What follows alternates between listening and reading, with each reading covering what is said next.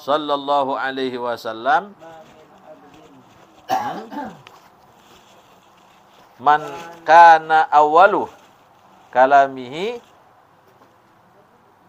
la ilaha illallah, itu ya? Hah?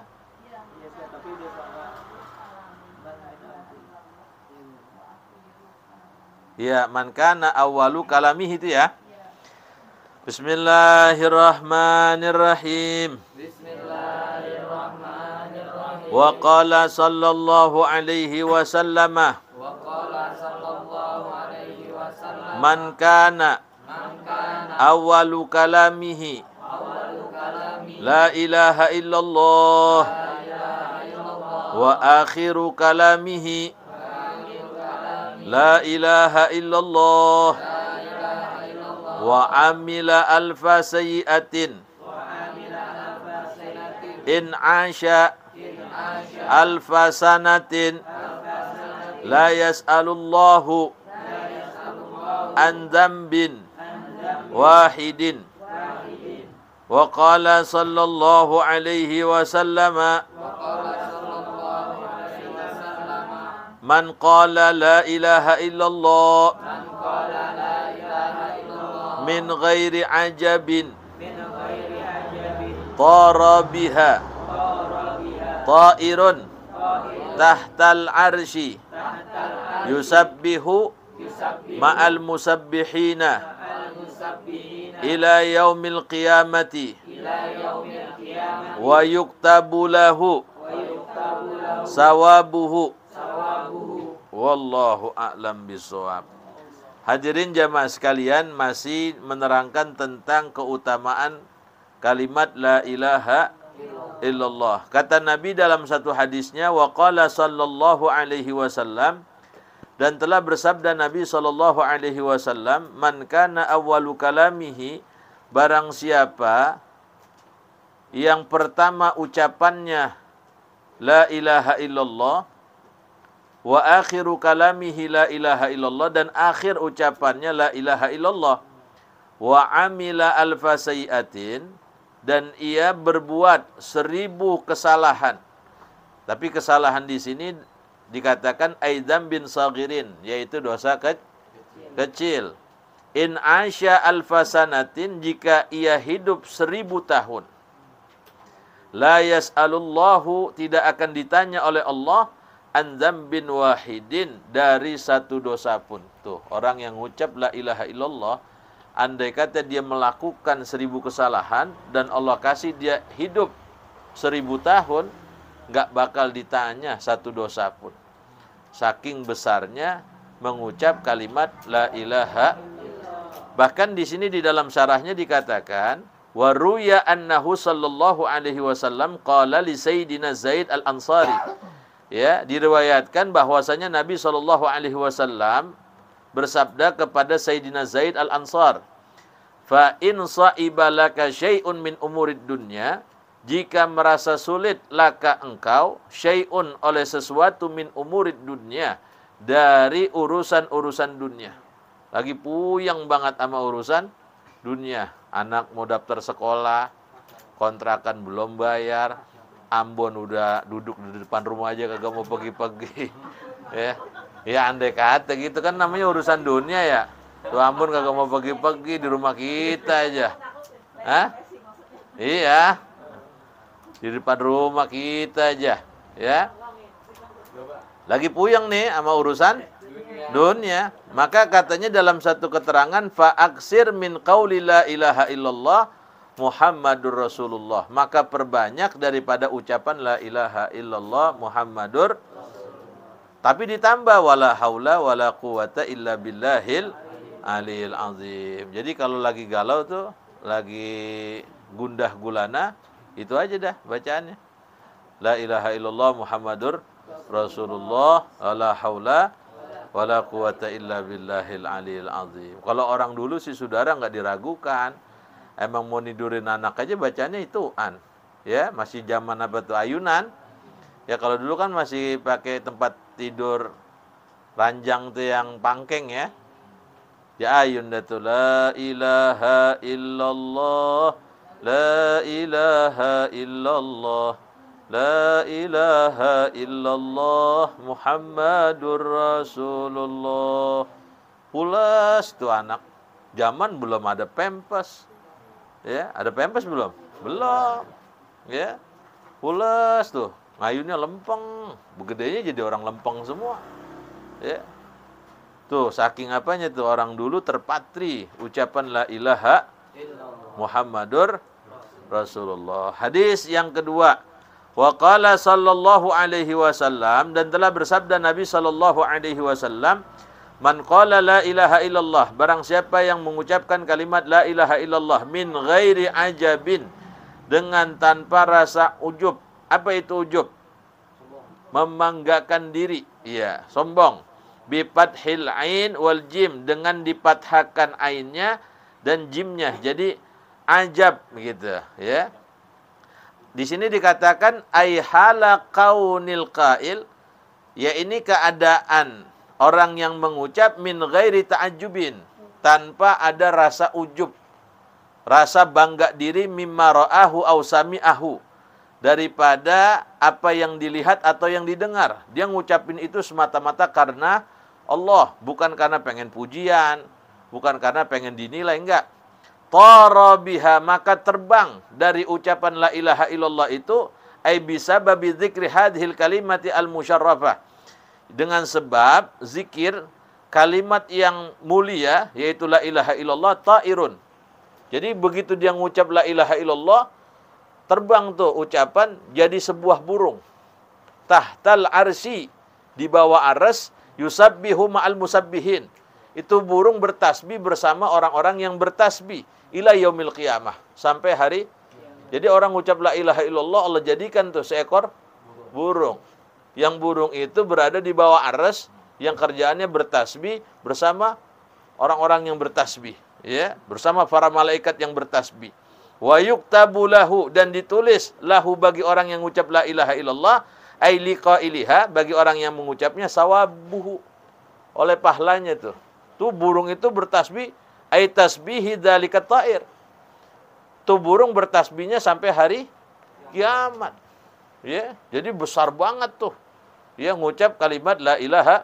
Maka dalam satu keterangan yang lain dikatakan, andai kata pahala ngucap la ilaha illallah ditimbang dengan bumi dan langit, masih beratan pahala ucapan la ilaha. Cuman kita, karena ini la ilaha illallah udah dari kecil, kayaknya biasa aja. Ya, nggak ada rasa tersentuhnya. Tersentuhnya kita nih ngucap la ilaha illallah begitu orang mau mati. Ya, begitu mau mati, babanya diusap, apa itu, dibisikin di kupingnya, nyebut ba gitu. Tersentuh dia. Babanya udah ngap-ngapkan la ilaha illallah. Jadi kalau nyebutin orang yang mau mati, mau meninggal, kalau sekali udah bisa udah. Ya, jangan pakai diulang-ulang, takutnya nanti malah kagak dapat. Kalau memang rasanya la ilaha illallah berat, udah sebutin aja Allah. Nyebut Allah, nyebut Allah. Tapi orang, saudara, bagaimana kebiasaannya besok mati? Kalau masih hidupnya dia suka berzikir, dia suka baca wirid. Nanti begitu mau meninggal, Allah gampangkan tuh meninggalnya dengan mengucap kalimat yang biasa memang dia ucap. Bahkan dalam satu keterangan dikatakan, ahabbul a'mali ilallah, amal yang paling dicintai Allah, antamuta wa lisanuka radbun min dzikrillah, bahwa engkau mati lisanmu masih basah berzikir kepada Allah. Maka besok nih ucapan la ilaha illallah, kalau sekarang sih lagi sehat, gampang ucapnya. Ntar kalau udah diselang semua, ya, udah kencing berak di situ, susah saudara kalau nggak terbiasa. Maka besok orang ada yang matinya tuh biasanya mantun, matinya mantun juga saudara. Ya, biasanya mantun aja. Matinya begitu dibisikin sama anaknya, nyebut, bener dia nyebut, but. Hati gua kalang kabut, nyawa gua mau dicabut, bini gua ada yang ngerebut tuh. Ya. Mati habis itu. Ya.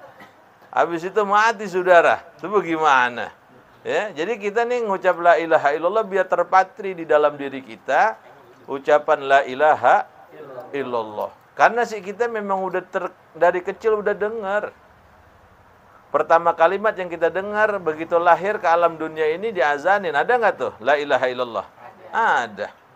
Ya, mau nikah, ngucap lagi syahadat asyhadu alla ilaha illallah. Kayaknya udah biasa, tapi coba liatin orang-orang di luar Islam. Saudara-saudara kita yang masuk, betapa penuh perjuangan mereka buat ngucap la ilaha, sampai nyesek, sampai susah. Ya, dan terbatah-batah, tertatih-tatih begitu syahduhnya melapazkan la ilaha illallah. Maka ini biar terpatri.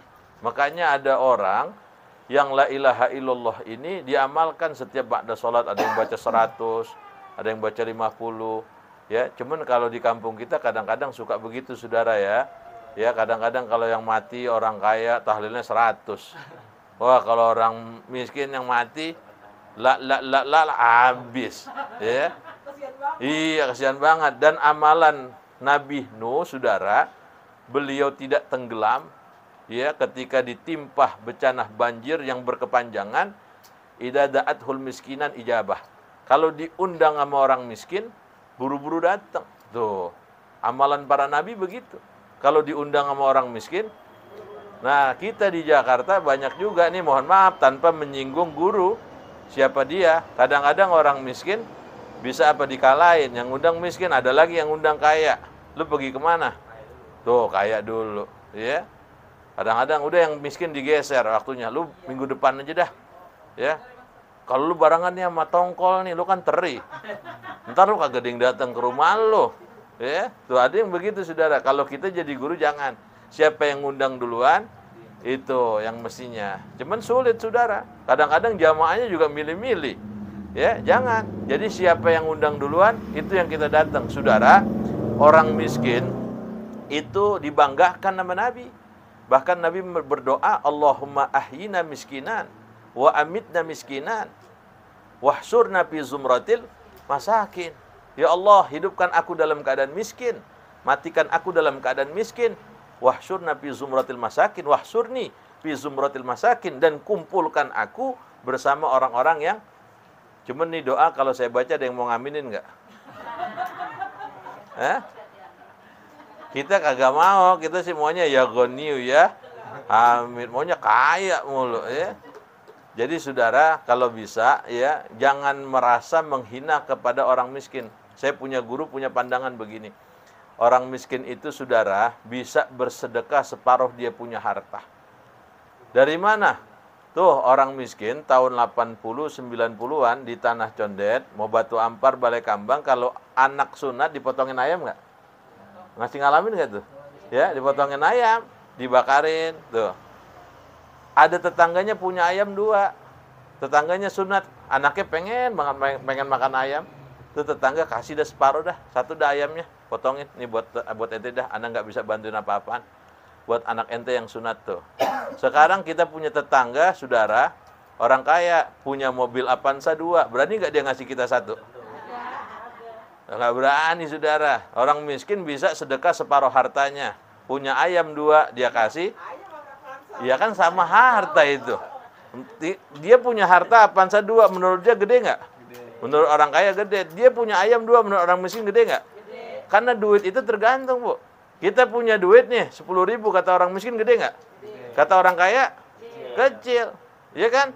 Jadi begitu. Orang kaya belum tentu berani sedekah separuh harta, tapi kalau orang miskin berani sedekah separuh harta. Cuman kalau saya kasih pertanyaan, ada orang kaya syukur, ada orang miskin sabar, mana yang lebih bagus?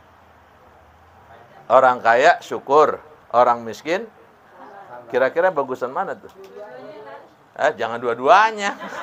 Dua-duanya lu nyari aman itu sih. Ya. Ini tanya suruh pilih, ada orang kaya syukur, orang miskin bagusan mana? Kaya syukur. Kaya syukur. Kenapa? Orang kaya syukur pilihannya banyak. Dia bisa ngaji, dia bisa bikin acara, dia bisa aja senang-senang. Tapi kalau orang miskin sabar, emang pilihannya selain sabar apaan? Kagak ada lagi, saudara. Ya, orang miskin sombong, pantas nggak? Udah kagak pantas. Mau belagu kagak pantas. Makanya orang kaya syukur, lebih bagus ketimbang orang miskin yang, tapi orang miskin lebih berani sedekah separuh maka kalau kita doa Allahumma ja'alna syakura wa ja'alna sabura. Kita minta syukur baru kita minta sabar. Wallahu a'lam. Fatihah.